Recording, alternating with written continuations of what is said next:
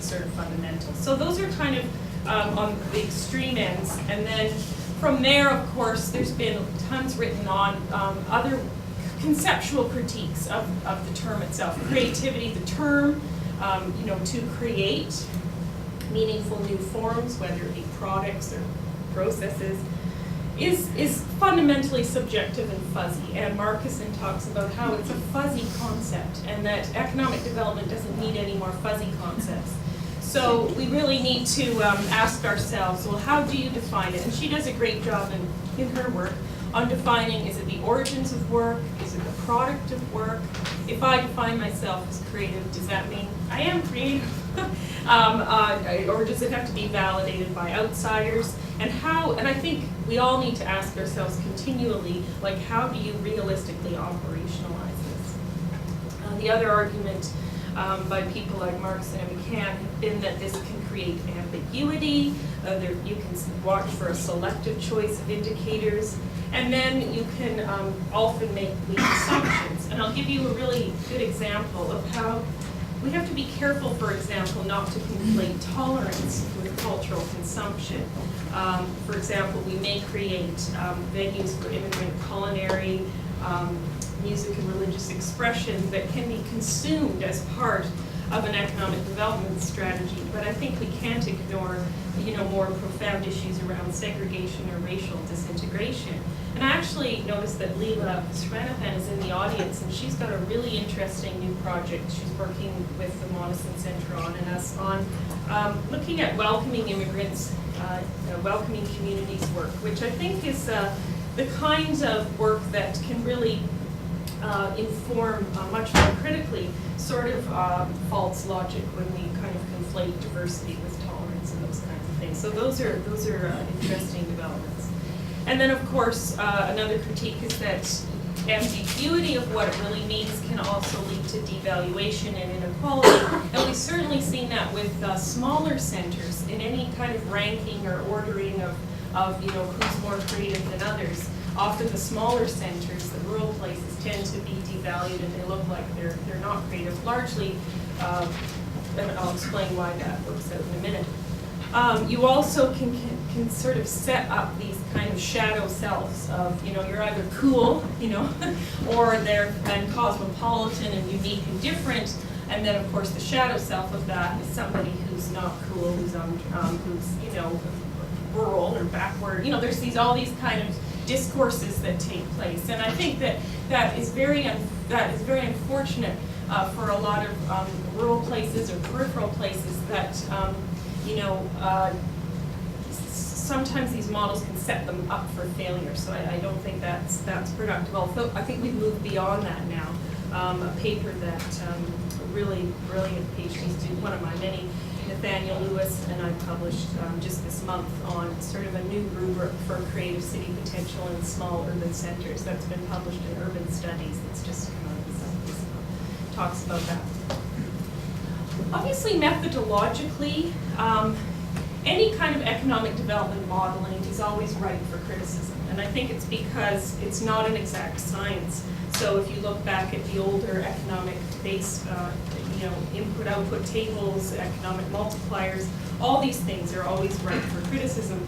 And I think that this is the same that's taken place with the creative economy as well. Is quantitative analysis, as we know, is always open to criticism. How we collect data, has its limitations. Some people argue that the particular choice of indicators that have been used traditionally in creative economy work tends to favor few large cities. You really see that in the Canadian case largely because large cities attract most of all the factors around technology and diversity, giving the illusion of strong causal statistical relationships. There's also some debate about using synthetic indicators or multivariate indicators, which tend to outpredict more traditional variables. So here's an example. For example, even if you just use a very simple variable like mobility across space, you can see how the larger centers in Canada tend to do very well on those indicators. Now, having said that, there's still value in comparing across space because I think it can provide insights for particular regions around what maybe they could be focusing on. In terms of public policy, there's been a lot of critiques around fast policy transfer, a lot of misguided applications. There's evidence of some cities only investing in cosmetic aspects of creativity and justifying economic development based on that, maybe just kind of signage or something, marketing. Others have actually invested in more concretized creative outlets at the expense of other infrastructure investments.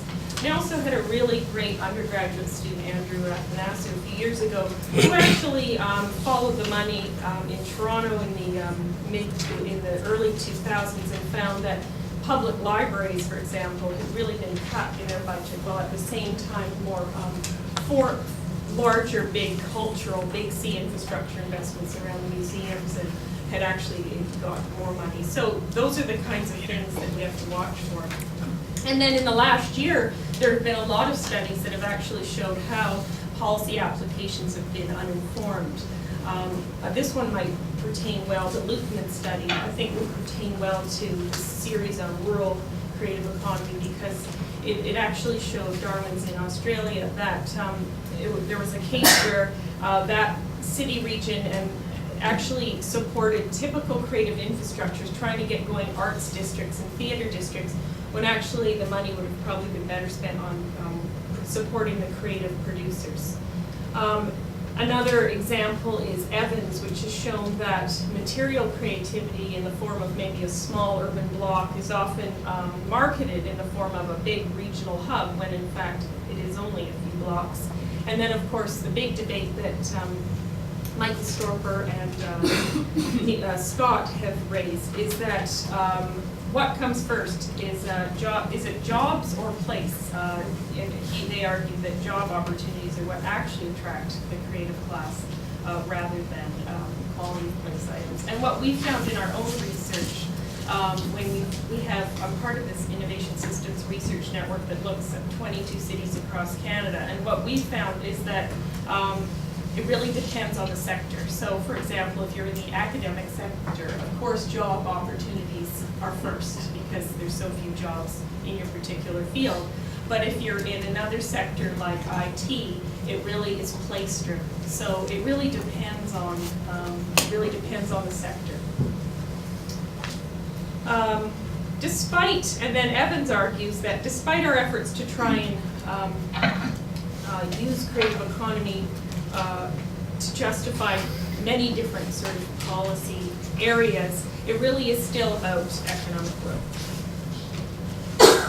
I just want to touch quickly on the class perspectives, because I know that Kevin will probably be talking more about this, but I mean, again, this was sort of Richard Florida's value added back in 2002, and then this idea that if you've got 30% of the workforce in this creative class, but really makes up almost 50% of the wages, the thinking is that if you can attract this class to your region, that could have good spillovers. And of course, since that was done, more work is now looking at the service class, how to improve productivity and quality in the service class and wages, as well as manufacturing. Of course, I have a particular interest in agriculture. So in some ways, these models can be helpful in trying to kind of contextualize economic activity, but it can also get us stuck in a box where we become sort of obsessed by these sort of class structures, and I think can actually undermine efforts, for example, in manufacturing, which I would argue we absolutely need to have a diverse array of all these sectors in our regional economies in Canada if we're going to be resilient and sustainable. Again, the other thing that we saw originally with this theory is that it really did try and sort of facilitate a further urban-rural divide, which I always find is a bit artificial. As I mentioned, it did, the results sort of set up smaller regions to fail, and also I think that it let a lot of rural places, the smaller cities, kind of hanging, waiting for ways of thinking about how to think about their economies. So quite a few people over the last couple of years have looked at retooling the model, trying to think about how we can think about it in the context of smaller cities. I don't have time to go into that, but there are some articles there that you can refer to.